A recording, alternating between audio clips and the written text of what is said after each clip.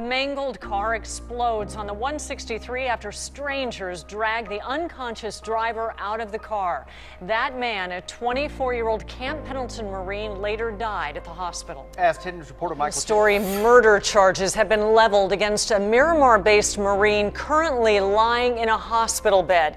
He's accused of causing a wrong-way crash over the weekend that left 2 medical students dead. Details are emerging in the trial of a Navy sailor accused of getting behind the wheel drunk and then driving that truck off the Coronado Bridge and into the crowd below, killing 4 people. Morgan McGrew. I was out with 4 other friends and we were going to a party.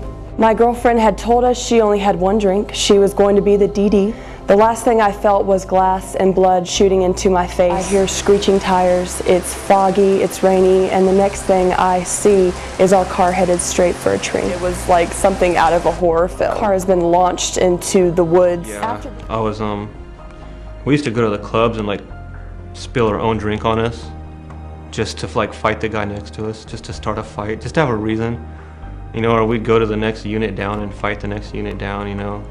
Of course we were drunk on every time we did it, but you know, you're just waiting for something, you know, you want adrenaline rush, so you're waiting for something to happen, you know, and then you have that ego boost that, yeah, I came home alive and uninjured, you know, and came home with all my fingers and toes, so fuck you, what do you want to do about it? I'll kick your ass, buddy. I want to talk to you about alcoholism and alcohol abuse in the military. In March 2005, after getting drunk, a group of soldiers in Iraq raped a 14-year-old girl and then proceeded to kill her and her entire family. That's ridiculous. After just 2 beers and 2 drinks, very embarrassing to say, I was a little bit tipsy. I was on the way to the head and I bumped into a chief and his peanut butters and I said, "Sorry, chief." And he said, "Are you Navy?" I knew that he could tell I was drunk, so I lied and I said, "No, chief." And he said, "Well then, how do you know I'm a chief, sailor?" He asked for my ID and he actually called the base, reported me. I've heard of these things as empty threats, but I didn't know people actually did it.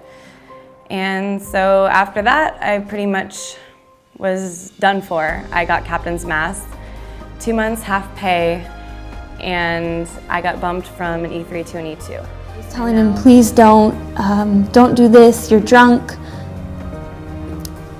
It all happened really fast and in like slow motion at the same time.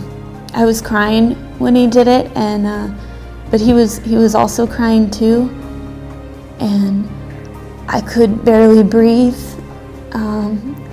with the weight of him on me and the hard bathroom floor. It hurt a lot. I reported it. I saw him every day for 2 months. At the Article 32 hearing, I was told that my character was in question and I wasn't drunk enough. He got promoted and away with it. I have 2 sexual assault cases to go through. They both happened overseas. I hate wearing this uniform. I just don't feel comfortable in the military anymore.